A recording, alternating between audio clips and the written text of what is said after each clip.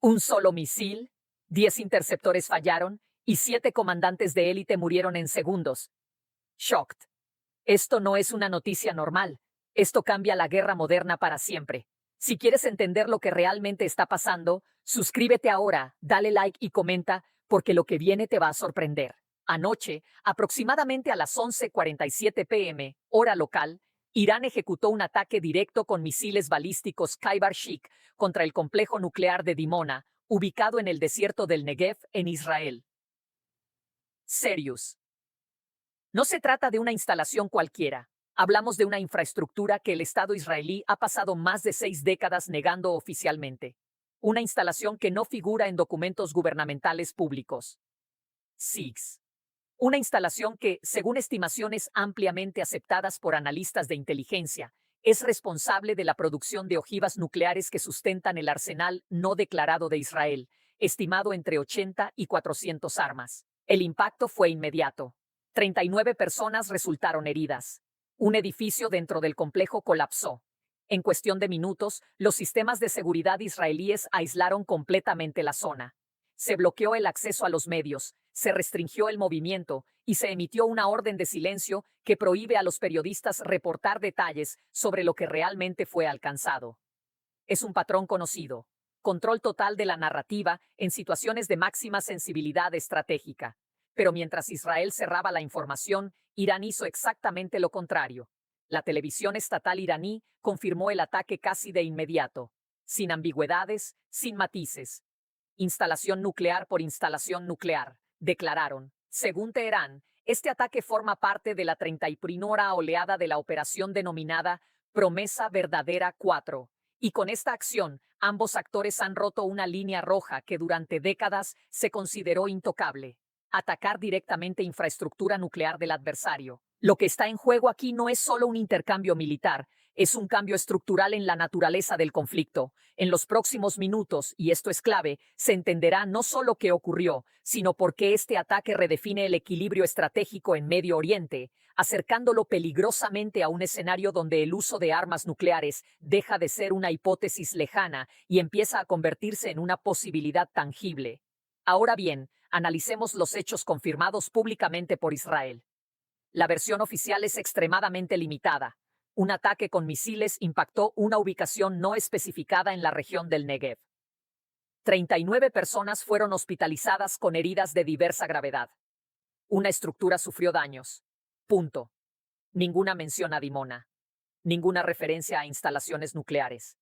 Ningún reconocimiento del verdadero objetivo. Esto no es casualidad. La legislación de censura militar israelí prohíbe expresamente a los medios nacionales informar sobre actividades relacionadas con Dimona sin autorización previa. Como resultado, los medios israelíes reportaron heridos, mostraron ambulancias, cubrieron el incidente, pero evitaron cuidadosamente pronunciar las palabras instalación nuclear de Dimona. Es un silencio estructurado, diseñado. Irán, por su parte, no opera bajo esas restricciones. El cuerpo de la Guardia Revolucionaria Islámica anunció el ataque en televisión estatal en menos de 15 minutos. El mensaje fue directo y calculado. Se trataba de una represalia por el ataque israelí previo contra la instalación nuclear iraní de Natanz. Según el portavoz, la Fuerza Aeroespacial del CGRI había golpeado el centro de producción de armas nucleares de Israel con misiles balísticos de precisión. Aquí es donde la situación adquiere una dimensión crítica. Irán ha afirmado públicamente haber atacado una instalación nuclear. Israel, por su parte, mantiene su política histórica de ambigüedad nuclear, ni confirma ni niega la posesión de armas nucleares, pero este ataque ha forzado esa ambigüedad a un punto de ruptura. Israel ahora enfrenta una disyuntiva estratégica extremadamente compleja. Si admite que Dimona es una instalación de armas nucleares, destruye décadas de ambigüedad cuidadosamente mantenida. Si lo niega, permite que la narrativa iraní gane terreno a nivel internacional. En ambos escenarios, el costo político y estratégico es significativo. No hay una salida limpia. Para entender la magnitud del evento, es necesario comprender qué es realmente Dimona. Durante años, gran parte de la opinión pública ha asumido que se trata de un reactor de investigación. Esa descripción es, en el mejor de los casos, incompleta. Dimona es el núcleo industrial del programa nuclear israelí. El complejo se encuentra aproximadamente a 13 kilómetros al sureste de la ciudad del mismo nombre, en pleno desierto del Negev. Ocupa un área de alrededor de 2,5 kilómetros cuadrados y está protegido por múltiples capas de seguridad, perímetros reforzados, sistemas antiaéreos y un espacio aéreo restringido que se extiende 25 kilómetros en todas las direcciones. El reactor principal, conocido como IRR-2, entró en funcionamiento en 1963. Oficialmente, su capacidad se declara en 26 megavatios térmicos. Sin embargo, estimaciones de inteligencia sugieren que ha operado durante décadas entre 150 y 200 megavatios. Esa diferencia no es técnica, es estratégica. Ese nivel de potencia no corresponde a investigación civil, corresponde a producción de plutonio. El proceso es claro. El combustible nuclear gastado es reprocesado en instalaciones químicas subterráneas. De ese proceso se extrae plutonio de grado militar, y ese plutonio es el componente esencial para la fabricación de armas nucleares. Las estimaciones más consistentes indican que Dimona ha producido suficiente material para entre 80 y 400 ojivas. Lo que esto significa, en términos prácticos, es que el ataque de anoche no fue simbólico, no fue un mensaje, fue un golpe directo contra el corazón del programa nuclear israelí. Y eso cambia todo. El complejo de Dimona no es una instalación aislada ni limitada a un solo componente. Incluye una planta de extracción de plutonio, una instalación dedicada a la producción de tritio, un elemento clave en la mejora de armas nucleares, y lo que múltiples analistas de inteligencia consideran talleres de ensamblaje de ojivas. Nada de esto ha sido reconocido oficialmente por el Estado de Israel. De hecho, Israel no permite inspecciones de la Agencia Internacional de Energía Atómica dentro de Dimona. 6. En términos prácticos, se trata del sitio nuclear más secreto del mundo que opera fuera de un régimen abiertamente autoritario. Surprised. Y sin embargo, ese sitio fue alcanzado por misiles balísticos iraníes. El sistema utilizado en este ataque, el Khaibar-Shik, representa una evolución significativa en la capacidad balística iraní. Es un misil de combustible sólido de tercera generación, con un alcance estimado de 1.450 kilómetros.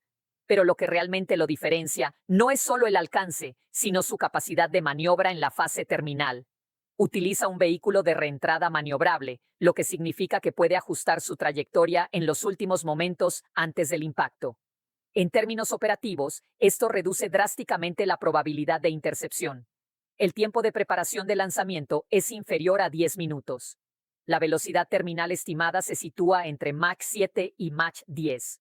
Traducido a términos prácticos, los sistemas de defensa aérea tienen menos de 90 segundos para detectar, rastrear, calcular trayectoria y ejecutar una intercepción exitosa. Ese margen de tiempo no solo es limitado, es críticamente insuficiente en escenarios de saturación. Aquí entra en juego otro factor clave: el costo y la sostenibilidad. Cada interceptor del sistema Arrow tiene un costo aproximado de $3 millones. Irán, por su parte, ha estado lanzando entre 50 y 200 misiles por día durante las últimas 2 semanas. Esto no es simplemente una confrontación tecnológica, es también una guerra de desgaste económico. Las reservas de interceptores se están agotando a un ritmo que supera la capacidad de reposición, y ahora tenemos evidencia concreta de que algunos misiles están atravesando el sistema defensivo. No como una posibilidad teórica, sino como un hecho confirmado. 39 personas hospitalizadas y una estructura colapsada dentro de una de las instalaciones más protegidas de Israel. Las autoridades israelíes no han especificado qué edificio fue impactado. Sin embargo, los análisis independientes sugieren 2 posibilidades. La primera, un edificio administrativo en el perímetro del complejo. La segunda, y considerablemente más preocupante, una estructura vinculada a la instalación subterránea de reprocesamiento, donde se extrae el plutonio de grado armamentístico. Si esta segunda hipótesis es correcta, estamos ante un impacto directo en la capacidad de producción nuclear de Israel. No en la superficie, no en infraestructura secundaria, sino en el núcleo funcional del sistema. El inmediato bloqueo informativo por parte de Israel no es un detalle menor, es un indicador. Cuando la información se restringe a este nivel, generalmente significa que el daño es estratégicamente significativo. Ahora bien, este ataque no ocurrió en un vacío. Es una respuesta directa, calibrada y deliberada a un evento previo. 72 horas antes, Israel ejecutó un ataque aéreo contra la instalación nuclear iraní de Natanz, El 19 de marzo, cazas furtivos F-35 israelíes penetraron el espacio aéreo iraní y desplegaron bombas perforadoras de búnkeres contra las instalaciones subterráneas de enriquecimiento de uranio. El resultado, según estimaciones, fue la destrucción de aproximadamente el 40% de las centrífugas avanzadas IR-6 de Irán, retrasando su programa nuclear entre 18 y 24 meses. Israel justificó la operación como una acción preventiva, destinada a impedir que Irán alcanzara la llamada capacidad de ruptura, es decir, la capacidad de producir rápidamente un arma nuclear. Irán respondió utilizando exactamente la misma lógica, pero en sentido inverso. Instalación nuclear por instalación nuclear. Esta simetría no es accidental, es un mensaje estratégico, pero también es una señal de algo mucho más profundo, una transformación en las reglas del conflicto. Por primera vez en este enfrentamiento, ambos países han cruzado el umbral nuclear sin utilizar armas nucleares, han atacado directamente la infraestructura que permite producirlas. Este es el escenario que durante décadas ha sido el foco de advertencias en los círculos de control de armas, porque una vez que las instalaciones nucleares se convierten en objetivos legítimos, el cálculo estratégico cambia de forma radical. La lógica es simple y peligrosa al mismo tiempo. Si tu programa nuclear está en riesgo de ser destruido, la racionalidad estratégica puede empujarte a utilizar lo que ya has construido antes de perderlo. Esa lógica aplica en ambas direcciones. Israel, aunque no lo reconoce oficialmente, posee un arsenal nuclear funcional, según prácticamente todas las evaluaciones de inteligencia. Se estima que cuenta con entre 80 y 400 ojivas, con múltiples sistemas de entrega, misiles balísticos Jericó, misiles de crucero lanzados desde submarinos y bombas de lanzamiento aéreo. Irán, por otro lado, no dispone actualmente de armas nucleares operativas. Sin embargo, sí posee la capacidad industrial y tecnológica para desarrollarlas si se toma la decisión política. Entonces, la pregunta central es inevitable.